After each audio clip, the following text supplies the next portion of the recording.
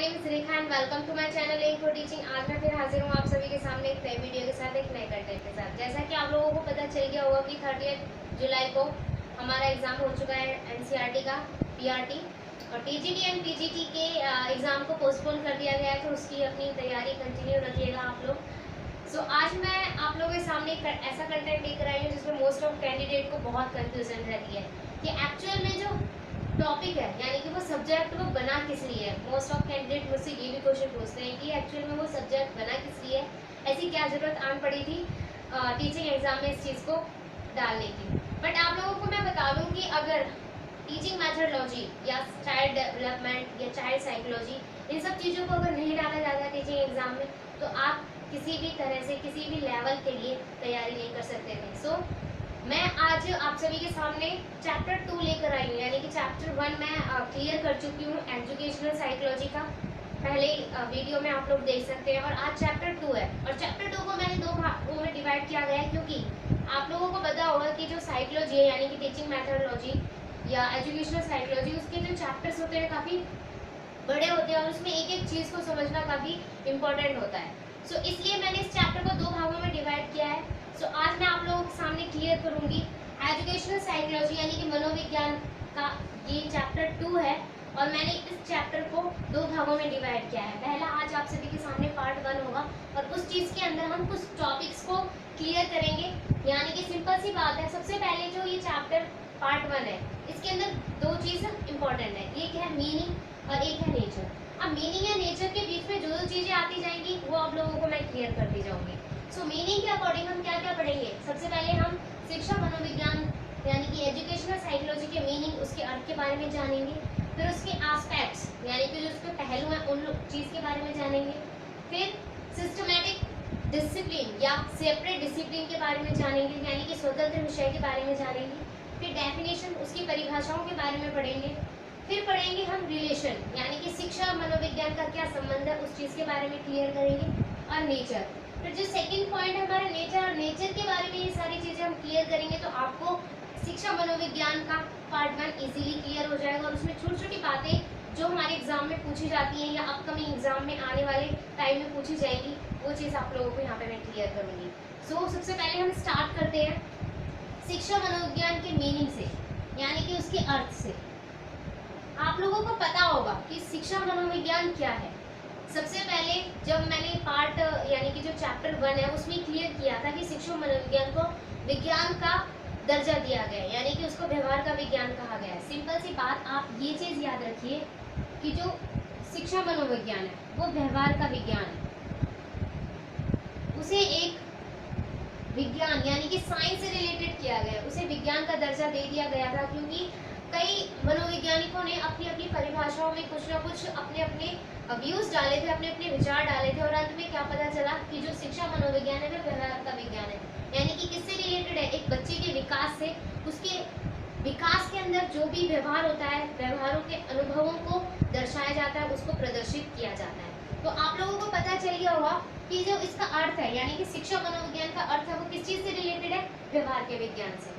So second चीज़ आती है कि आप लोगों को ये चीज़ भी पता चल गई होगी कि शिक्षा मनोविज्ञान यानी कि टीचिंग मैथडोलॉजी या एजुकेशन साइकोलॉजी का एक पर्टिकुलर विषय बन गया है, और इसको पढ़ाने के लिए चाहे आप स्कूल एंड कॉलेजेस में कहीं पर भी जाइए, और वहाँ पर आप लोगों को पता चल गया होगा कि इसको एक पर्टिकुलर विषय यानी कि पर्टिकुलर सब्जेक्ट का दर्जा दे दिया गया है, और इसे पर्टिकुलर एक टॉपिक के वाइज में पढ़ाया जाता है। पहले क्या होता था कि पहले से टॉपिक के बारे में नहीं पढ़ाया जाता था, ना ही इसे ओनली कई विषयों के अकॉर्डिंग इसे थोड़ा बहुत एक्सप्लेन कर दिया जाता था उस चीज़ के बारे में। बट अब ये पर्टिकुलर एक सब्जेक्ट बन गया है और इसे सिलेबस में डाला गया है। सो उस चीज़ के बारे में आपको एक एक चीज़ क्लियर होनी चाहिए, उस चीज़ को अच्छे से समझना। इसके अंदर एक ऐसी ऐसी पॉइंट्स आएंगे जो आपको क्लियर करना बेहद ज़रूरी है, तभी आप किसी भी एग्ज़ाम को क्लियर कर पाएंगे, चाहे वो टीचिंग मैथडोलॉजी से रिलेटेड हो, चाहे डेवलपमेंट हो, चाहे साइकोलॉजी हो, कुछ भी हो, वो चीज़ आप लोगों को यहाँ पे मिलेगी। सो हम चल रहे थे शिक्षा मनोविज्ञान के अर्थ के बारे में। अब अर्थ के बारे में आप लोगों को क्लियर हो गया होगा कि शिक्षा मनोविज्ञान का अर्थ किस चीज़ से रिलेटेड है, व्यवहार के विज्ञान से, और इसे एक सेपरेट डिसिप्लिन का दर्जा दिया गया है। सेपरेट डिसिप्लिन का दर्जा क्यों दिया गया है, इसे एक पर्टिकुलर विषय बना दिया गया है, इसीलिए सेपरेट डिसिप्लिन का दर्जा दिया गया है। अब इसे क्योंकि आप लोगों को पता होगा कि आजकल के टाइम में जो कैंडिडेट्स हैं, जो स्टूडेंट्स हैं, उनकी संख्या काफ़ी बढ़ती जा रही है, क्योंकि आप लोगों को पता होगा कि हर इंसान यानी कि हर व्यक्ति अपने चाहे उनकी कितने भी चिल्ड्रंस हो, वो उनको पढ़ाना चाहता है, आगे दिखाना चाहता है, यानी कि कुछ ना कुछ बनाना चाहता है। तो उस चीज़ के लिए क्या होगा कि स्कूल एंड कॉलेज में स्टूडेंट्स की संख्याएँ हैं, नंबरिंग है, उनकी काफ़ी बढ़ गई है।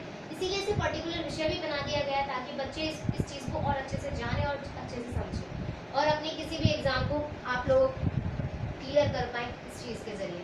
सो ये चीज़ आप लोग क्लियर हो गई होगी सेपरेट डिसिप्लिन के बारे में और व्यवहार के विज्ञान के बारे में। तो आप लोगों को पता चल गया होगा कि जो शिक्षा मनोविज्ञान का अर्थ है वो किस चीज़ से रिलेटेड है।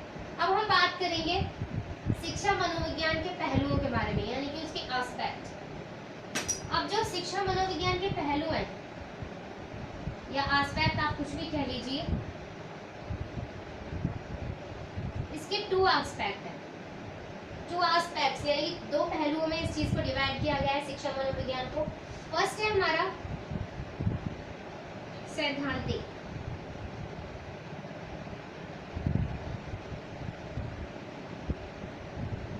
और दूसरा है हमारा व्यवहारात्मक।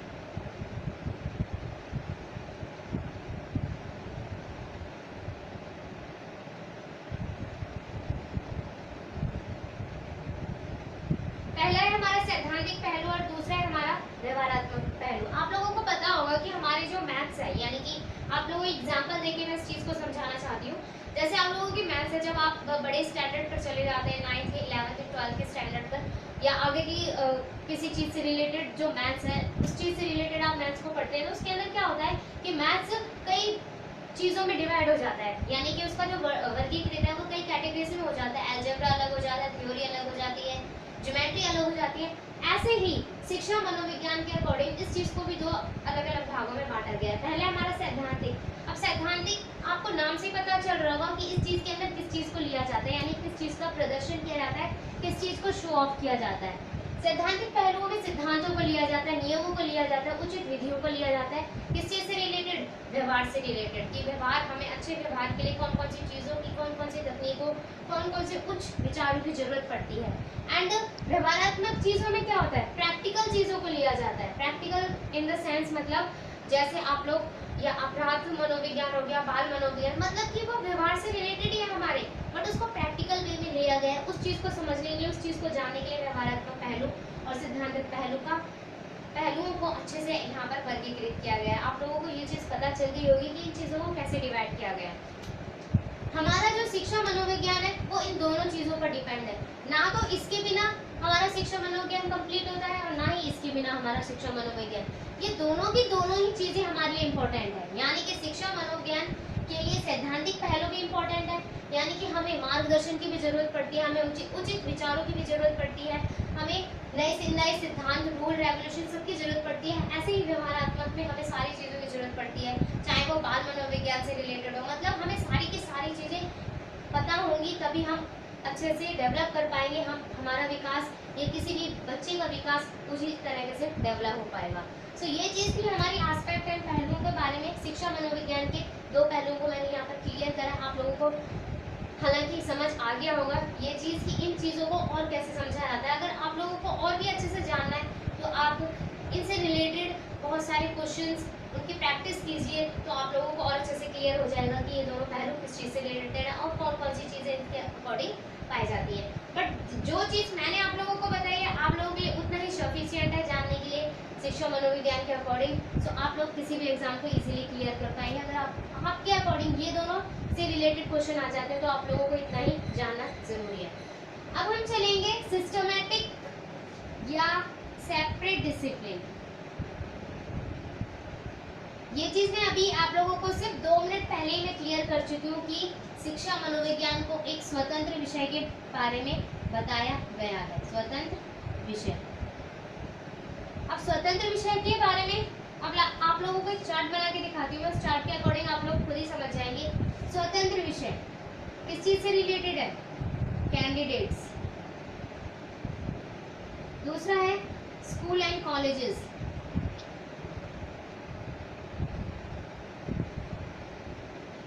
ये चीज देखो, ये चीज हमारी ऐसे जा रही है। अब इस चीज को कैसे डिफाइन करते हैं वो चीज देखिए।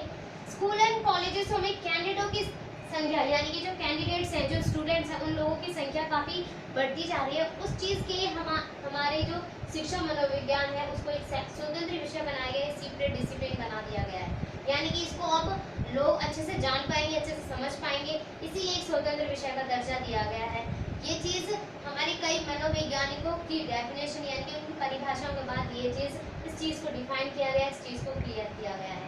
सो आप लोगों को पता चल गया होगा कि स्वतंत्र विषय क्या होता है और क्यों शिक्षा मनोविज्ञान को स्वतंत्र विषय बनाया गया है। क्योंकि ये सवाल भी कई एग्जाम के अपकमिंग एग्जाम या पिछले आप प्रीवियस एग्जाम में देखेंगे तो इससे रिलेटेड भी कई क्वेश्चन पूछे जा चुके हैं। यानी कि उसमें भी ये क्वेश्चन आ चुका है कि शिक्षा मनोविज्ञान को स्वतंत्र विषय का दर्जा क्यों दिया गया, ऐसा क्या था या ऐसी कौन सी वजह थी उसे सेपरेट डिसिप्लिन या स्वतंत्र विषय का दर्जा दिया गया। सो आप लोगों को सिंपल ये एक रीज़न पता होना चाहिए कि स्कूल एंड कॉलेजेस में बच्चों की यानी कि जो शिक्षार्थी हैं, विद्यार्थी हैं, उनकी जो जनसंख्या है या संख्या है वो बढ़ती जा रही है दिन ब दिन। इसीलिए शिक्षा मनोविज्ञान को एक पर्टिकुलर विषय बनाया गया ताकि लोग या बच्चे इसे अच्छे से और क्लियर कर पाएँ, इसे अच्छे से समझ पाएँ। सो अब हम पढ़ेंगे नेक्स्ट हमारा डेफिनेशंस। ये जो डेफिनेशन वाला पॉइंट है ये काफ़ी इंपॉर्टेंट है आप लोगों के लिए और आप लोग बिल्कुल भी नेग्लेक्ट मत कीजिएगा इन डेफिनेशंस को, क्योंकि ये डेफिनेशन ज़रूर पूछी जाती है एग्जाम में। और एनसीईआरटी के एग्जाम में भी आप लोगों को पता होगा, जो पीआरटी का एग्जाम दे चुके हैं बच्चे, उसमें भी कई ऐसी डेफिनेशंस थी जो कई मनोवैज्ञानिकों के द्वारा दिया गया था। और ये भी पूछा जाता है कि आपको इन स्टेटमेंट दी जाइए और स्टेटमेंट के अकॉर्डिंग आपको मनोवैज्ञानिकों के ये साइकोलॉजिस्टों के नाम दिए गए होंगे, उनमें से आपको पसंद करनी होगी कि ये स्टेटमेंट किसने दिया। सो आप लोगों को जो ये नेक्स्ट पॉइंट मैं बताऊंगी डेफिनेशंस का, इसको आप अच्छे से माइंड में याद कर लीजिएगा, उसे लर्न कर लीजिएगा। अब हम परिभाषाओं के बारे में आते हैं। शिक्षा मनोविज्ञान की परिभाषाएं कैसे कैसे दी गई हैं और किस प्रकार दी गई हैं।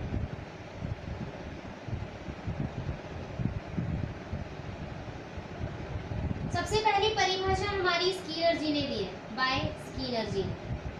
ये हमारे बहुत महान साइकोलॉजिस्ट थे और इन्होंने 1953 में एक डेफिनेशन दी थी और उस डेफिनेशन में इन्होंने शिक्षा मनोविज्ञान को क्या कहा गया था,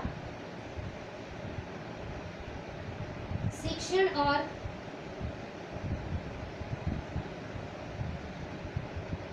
सीखने का। यानी कि सिंपल आपको ये चीज याद रखनी है कि बाय स्कीनर जी ने शिक्षा मनोविज्ञान को क्या कहा गया था। उन्होंने कहा था कि जो शिक्षा मनोविज्ञान है, जो हमारा एजुकेशन साइकोलॉजी है, वो क्या है, शिक्षण और सीखने से संबंधित है, उससे संबंध रखता है, उस चीज़ से बिलोंग रखता है, उस चीज़ से रिलेशन या उस चीज़ से कनेक्शन है शिक्षा मनोविज्ञान का। तो ये दोनों चीज़ें आप लोगों को अगर एक स्टेटमेंट में याद हो जाती है तो हालांकि आप लोगों को बड़ी स्टेटमेंट याद करने की बिल्कुल भी जरूरत नहीं है, क्योंकि जहाँ पर ये शब्द आ जाता है आप लोगों को क्लियर हो जाएगा कि ये डेफिनेशन बाय स्कीनर जी द्वारा है और 1953 में उन्होंने इस चीज़ को कहा था कि जो शिक्षा मनोविज्ञान है वो शिक्षण और सीखने का मनोविज्ञान है या सीखने का ज्ञान है। सो अब हम नेक्स्ट परिभाषा की ओर चलते हैं और नेक्स्ट परिभाषा काफी इंपॉर्टेंट है आप लोगों के लिए।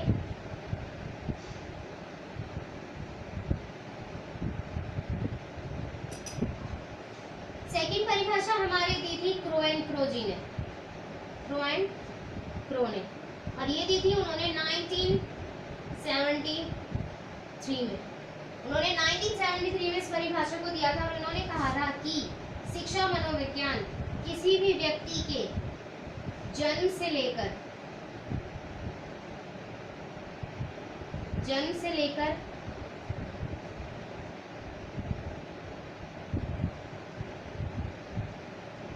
वृद्धावस्था तक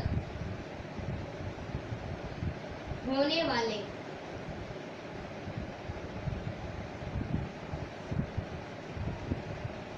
अनुभवों का वर्णन है। अब ये देखिए इस चीज को कैसे डिफाइन किया।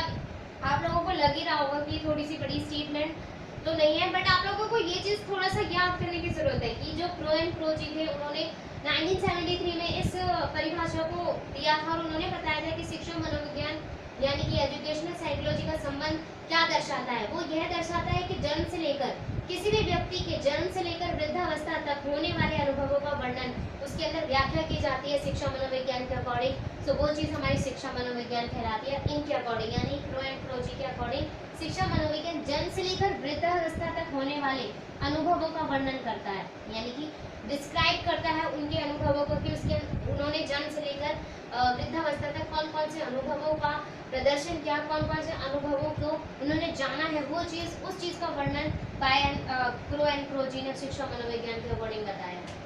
अब जो हमारी लास्ट डेफिनेशन है वो हमारी पीएलजी ने दी है और उन्होंने 1956 में बताया था इस चीज़ को, और उन्होंने काफ़ी अच्छे से, और इसी के अकॉर्डिंग आप लोगों को पता चल जाएगा कि जो शिक्षा मनोविज्ञान है वो उसे विज्ञान का दर्जा क्यों दिया गया है।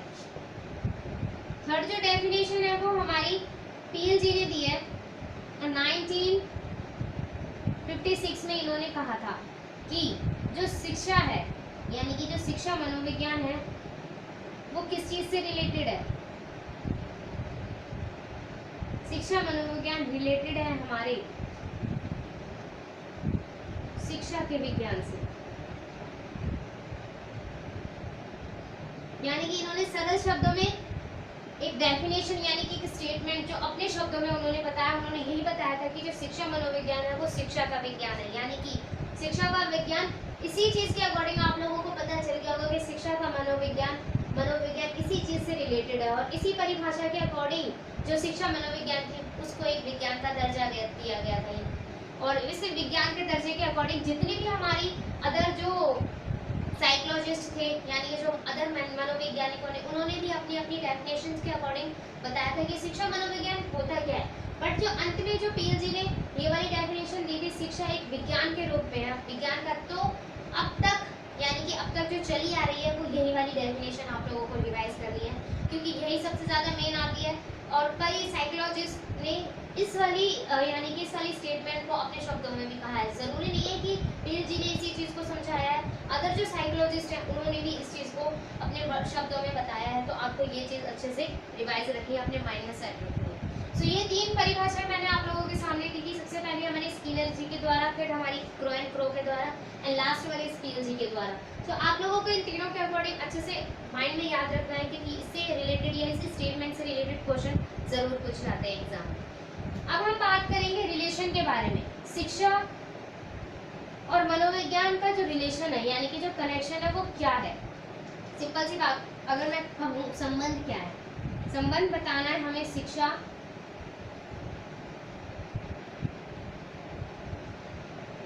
और मनोविज्ञान।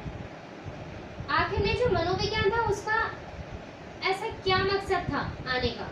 सिंपल सा क्वेश्चन ये होगा आप लोगों के सामने कि जो मनोविज्ञान है हमारे देश में यानी कि हमारी कंट्री में शिक्षा चल रही है, ये चीज़ बहुत अच्छी बात है, बट मनोविज्ञान की ऐसी क्या जरूरत पड़ गई थी कि मनोविज्ञान भी होना चाहिए हमारे सब्जेक्ट्स में या हमारी टीचिंग मेथडोलॉजी में या किसी भी चीज़ को सीखने के लिए मनोविज्ञान की जरूरत क्यों पड़ गई। ये चीज़ एक क्वेश्चन के तौर पर आता है। तो आप लोगों को पता चल गया होगा या कई लोगों को पता भी होगा।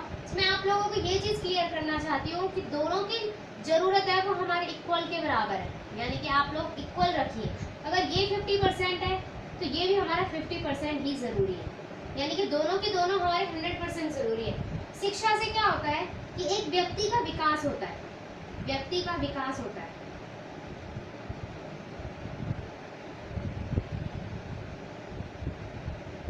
और मनोविज्ञान के द्वारा क्या होता है, उसका व्यवहारात्मक विकास होता है।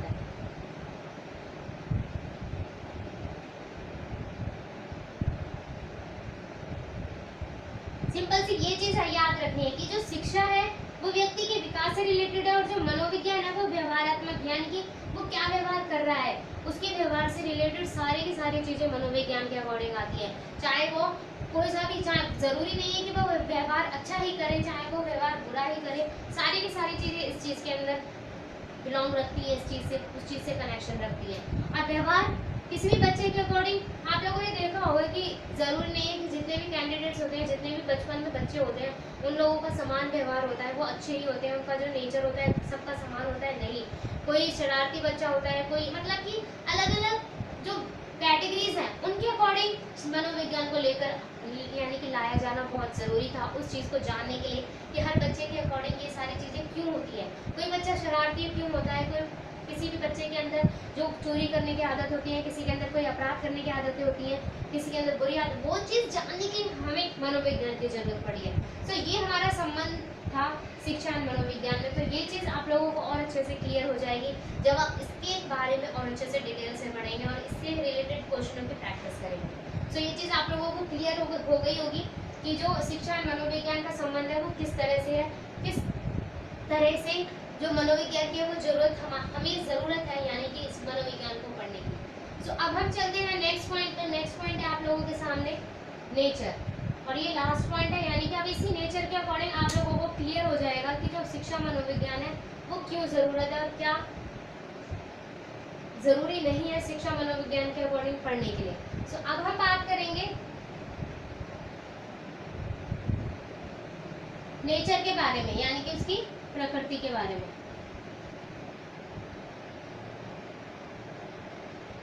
सबसे पहले इसके अंदर हम बात करेंगे सिस्टमैटिक, यानी कि व्यवस्थित भंडार।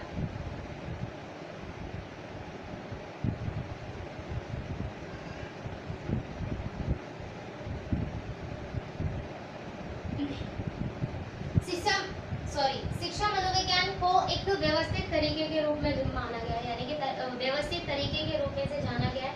इसके अंदर सारी की सारी चीजें कैसी होती है, व्यवस्थित ढंग से होती है।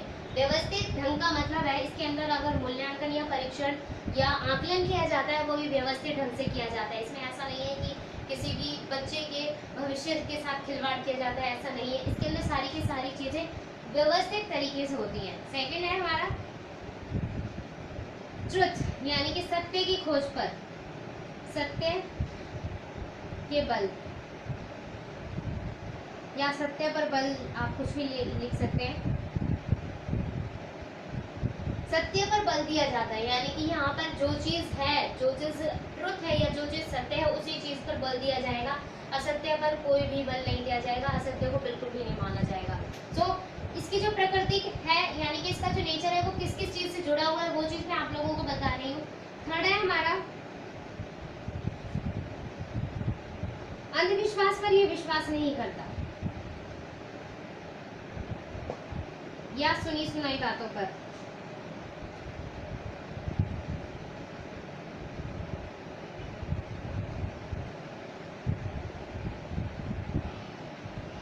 सिंपल सी ये चीज आप लोग याद रखिए कि ये जो चीज है वो, यानी कि जो शिक्षा मनोविज्ञान है उसकी प्रकृति के अकॉर्डिंग ये चीज बहुत मेन है कि ये जो अंधविश्वास पर बातें बिल्कुल भी नहीं डालता है, यानी कि अपनी बातों को, अपने विचारों को अंधविश्वास पर नहीं डालता है कि ये चीज हो सकता है या इसके अकॉर्डिंग इस चीज को किया जा सकता है। नहीं, अगर सत्य के बल पर, यानी कि सत्य पर जोर डाला जा रहा है या उसकी मतलब कि उस चीज के अकॉर्डिंग इस चीज को लिया जा रहा है तो इसके अंदर अंधविश्वास को भी नहीं लिया जाता। यानी कि यहाँ पर सिर्फ किस चीज पर, जो हमारा ये पॉइंट किस चीज से रिलेटेड हो रहा है, सत्य पर रिलेटेड हो रहा है, इसीलिए अंधविश्वास और सुनी सुनाई बातों को इसके अंदर नहीं डाला जाता है, बिल्कुल नेग्लेक्ट किया जाता है। देन है हमारा लास्ट लॉजिकल या तार्किक, या आप लॉजिकल थिंग्स कह लीजिए। यहाँ पर सिंपल सी बात ये है कि यहाँ पर क्या होता है कि किसी भी बात के पीछे कोई लॉजिक होता है। जरूरी नहीं है कि कोई चीज हो गई या भगवान के भरोसे हुई, ऐसा बिल्कुल भी नहीं माना जाता है, या लक या भाग्य सौभाग्य, जितनी भी चीजें हैं हमारी अंधविश्वास या सुनी सुनाई चीजों के अकॉर्डिंग, वो चीज बिल्कुल भी नहीं है। तार्किक, यानी कि कोई भी अगर यहाँ पर मुद्दा दिया गया है तो उसके पीछे कोई ना कोई लॉजिक ढूंढा जाता है, खोजा जाता है, यानी कि सारी की सारी चीजें कैसी होती है, लॉजिकल थिंग या लॉजिकल वे में आप लोगों को प्रदर्शित की जाती है। तो ये सारी की सारी चीजें हमारी प्रकृति में आती है, शिक्षा मनोविज्ञान की प्रकृति, यानी कि किस तरीके से शिक्षा मनोविज्ञान को एक्सप्लेन किया गया, वर्गीकृत किया गया। सो वो चीज यहाँ आप लोगों के सामने थी। सो ये चारों हमारी प्रकृति से अकॉर्डिंग थी। तो ये सारे पॉइंट मैंने आप लोगों के सामने क्लियर करे। ये पार्ट 1 था शिक्षा मनोविज्ञान का। इसीलिए शिक्षा मनोविज्ञान को, यानी कि उसके मीनिंग और नेचर के अकॉर्डिंग बस यही बताया जाता है कि जो शिक्षा मनोविज्ञान है वो एक विज्ञान के रूप में उसको प्रदर्शित किया गया है, ना कि एक कला के रूप में। वो एक आर्ट बिल्कुल भी नहीं है, विज्ञान के रूप में उसे अच्छे तरीके से आज के टाइम पर लोगों को दिखाया जा रहा है, लोगों को बताया जा रहा है, उसी चीज़ को पढ़ाया जा रहा है। तो वो थी हमारी शिक्षा मनोविज्ञान का पार्ट 2। सो होप सो आप लोगों को अच्छे से समझ आया होगा, क्लियर हुआ होगा। अगर आप लोगों को और प्रैक्टिस करनी है इस चीज़ को, यानी और डीप से इन पॉइंट्स को जानना है, जो आपके पास मटेरियल होगा उन चीज़ से पढ़िए। और जिससे और थोड़ी सी क्वेरीज हो तो अबाउट में जाकर, लिंक डिस्क्रिप्शन में जाकर मुझसे कनेक्ट होइए, चैनल से कनेक्ट होइए, और भी अपनी जितनी भी क्वेरी है किसी भी एग्ज़ाम से रिलेटेड उनको पूछिए। सो मैं बस आप लोगों से यही चाहूँगी कि जितना हो सके इन वीडियोस को अपने फ्रेंड्स को, अपने रिलेटिव्स को शेयर कीजिए, ताकि और लोगों को बेनिफिट मिल सके इन चीज़ों का। और जितना हो सके अच्छे से अच्छा फीडबैक दीजिए, लाइक कीजिए और शेयर कीजिए, और सब्सक्राइब करना ना भूलें इस चैनल को। So thanks.